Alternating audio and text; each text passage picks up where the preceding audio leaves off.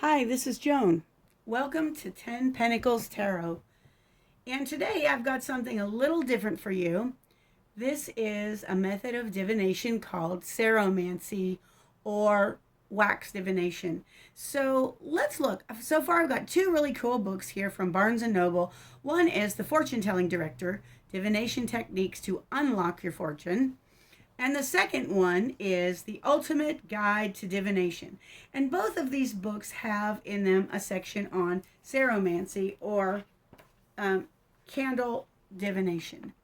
Now, ceromancy, according to this book, is the art of divining the patterns seen in melted wax. Originally, it was achieved by dripping melted candle wax into a pan of cold water.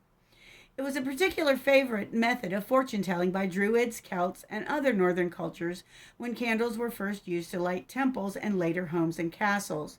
The term ceromancy is also now used to describe the divination of any drips or shapes formed on the side of the candle or by observing how a candle flame burns. So that is what the fortune telling directory says about it. And the Ultimate Guide to Divination also has a section in it. You can probably find these books at Barnes & Noble, where I found them, or Amazon, or anywhere else. I don't even know. All right, so let's talk about divination first of all. What is it? Well, divination's been around probably since people have been around. And people have always been looking for signs from the divine, for signs from their creator, for signs from their source, their higher power. And they did this in many ways. Sometimes they watched the cloud formations. I bet some of you have done that. You didn't even know you were practicing divination. Some of people would look at the patterns birds made when they flew in flocks. Some would throw stones and see how they landed. So divination's been around for a really long time, and today we're going to try to do some candle wax divination. So the materials you need are a candle, and usually one candle per divination session is recommended. You need a bowl of cold water. Don't use a good bowl because there's going to be wax in it. It might not come all the way out. You don't want to ruin a good bowl. But if you use a light colored bowl like I have here, definitely get a dark colored candle so you'll be able to see the wax drippings easily. And if you use a dark colored bowl, you'll want to use a light colored candle. Also, you need matches, of course, and a spoon. And the spoon isn't necessary, but there is one type of divination where you swirl the water, and I'm going to try that today, so we'll see how that works. So, before we start, we want to come up with our intention. And intention is so very important when you're doing divination. So my intention today is for whoever watches this to find something of interest or of importance to them through this video, through the candle wax drippings. We want everybody who watches this to learn something. So the first thing I'm going to do is get my match. And I'm going to calm myself down to get myself into the right frame of mind. Take a few deep breaths. That's better. Okay. So I'm going to light my match, light my candle. And while that is getting to the dripping stage, I'm going to stir my water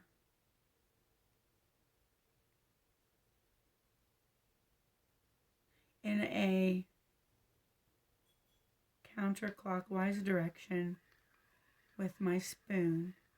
Now, if anyone knows whether we should do this counterclockwise or clockwise, if there's a difference, please feel free to comment. So my water's swirling a bit, and my candle wax should start dripping any moment. And let me swirl that water again. And we're going to watch to see what patterns, if any, start to show up.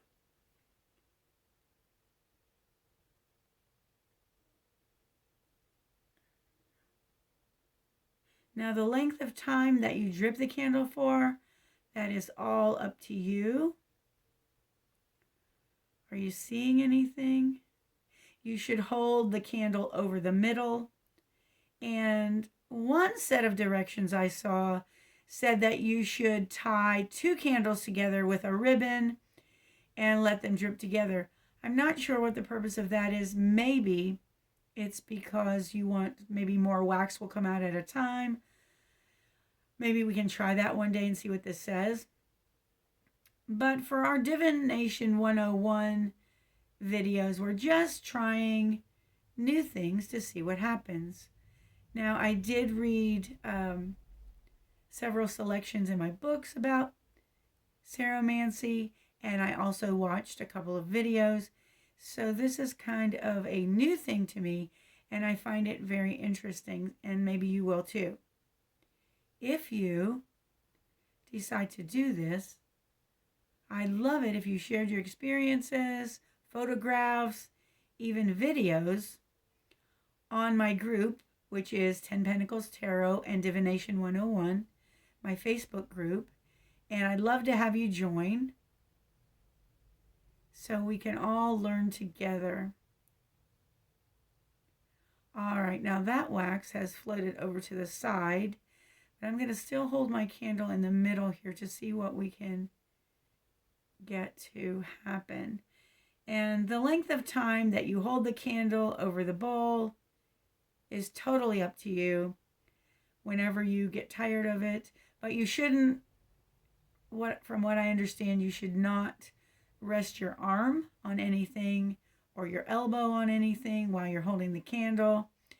And also, you should only use this candle for a one-time divination and then use it for, just a candle later or for nothing. But for some reason, you should not use it for 2 divination twice. So we're still dripping. It's still coming out pretty well. And what we're going to do when I decide it's enough, like I said, there's no set amount of time to do this for. But when it's enough, what we're going to do is let the wax harden a bit and then look at it and see if we see any shapes or forms or anything else. Also, we're going to gently turn it over to see what the back looks like, to see if maybe there are any shapes or forms there. I wonder, are any of you seeing anything so far? Now, of course, when you do this, if you do this, and you're focused on a certain subject matter, like if you want to know about your love life, or if you want to know about your career, or something like this, then the related shapes, the shapes that you get will be related. You'll relate them to that, whatever your subject was. There are books that tell you what the patterns mean, like if you see a gnome, what does that mean? If you see a 3-headed dog, what does that mean? So you can look at those books, and these divination books I just showed you do have some meanings in it, but ultimately I believe that it's what your intuition tells you that matters, and what the picture or the symbol or the number or letter, whatever it is, what it means to you is what's important. And I believe that holds true for all kinds of divination, and also for dream interpretation, which is another whole subject matter. But I know that we have dream interpretation books that say if you see an airplane, it means this. If you see a fire engine, it means this. If you see a bird, it means this. But it always boils down to what it means for you, because an airplane might mean freedom according to the book, but if you've had someone that you know who died in a plane crash, an airplane might mean something totally different to you. So it's all a matter of how the symbol relates to you and your experience. All right, I'm just going to let this drip for a couple more minutes, And we're going to see how it goes.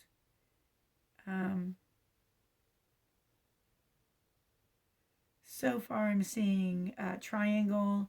That could be a mountain or a hill. It could even be a volcano.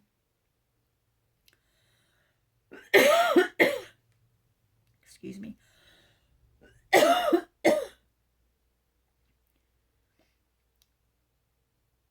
And I think in just a minute I'm going to stop and we can let this harden for a few seconds. And then we'll see what else we can see. Get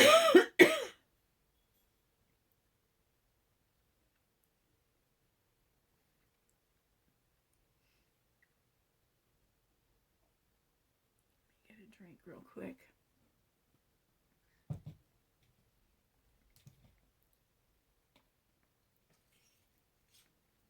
Now you might think that moving the candle all over, around over top of the water might give you a better result, but what I've read indicates that you should really keep it over the middle. And I've tried to do that here pretty much.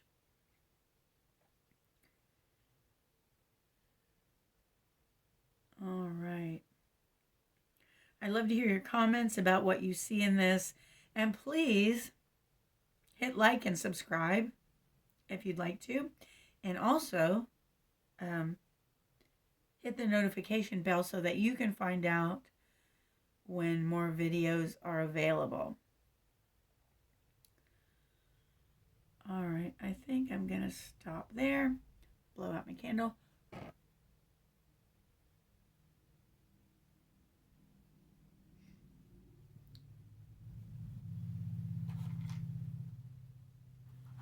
Clean that up. All right, so we're going to give that just a couple minutes to harden. And of course, if your water's cold, that helps. It will harden quicker. I can see it's getting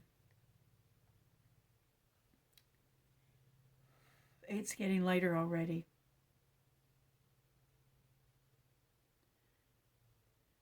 So let's see, we have some drips here. So other than let's see,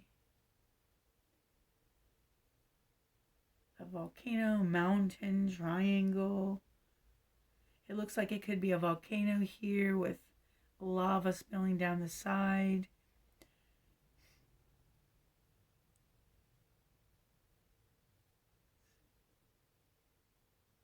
So when you do this, you'll want to calm your mind and just really look at the images that the wax makes and see, what does it say to you? Sometimes people will comment and then they'll say, I see this, or I see this.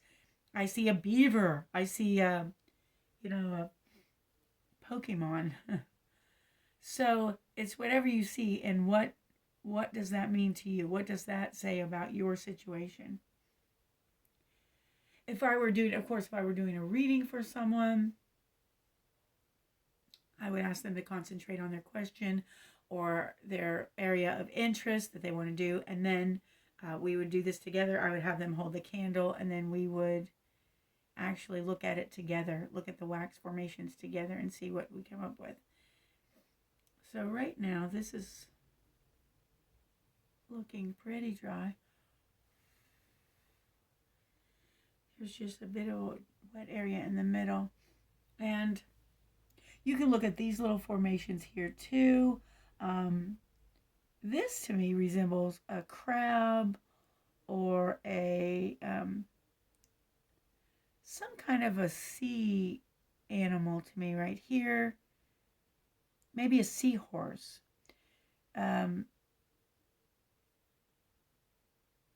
This looks like a flower. That might be a bird. All right, this looks pretty dry. So what I'm going to do is I'm going to very carefully lift this wax out. Now, I'm going to hold it up a little closer to the camera, see if you see any other formations in that. You can turn it around and look at it from all different directions, but also I'm going to flip it over because sometimes you find very, very interesting shapes and formations on the reverse side. And this is no exception. Actually, that is much more interesting than the top to me. And let's see.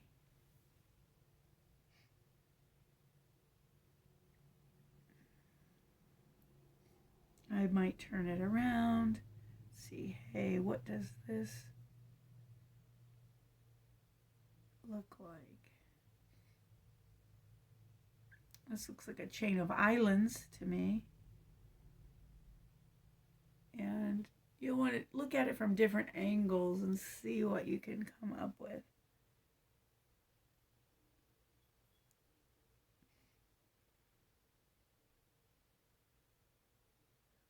Here's a heart, and there's an ice cube in the middle of it, so someone's heart might need to be softened or melted.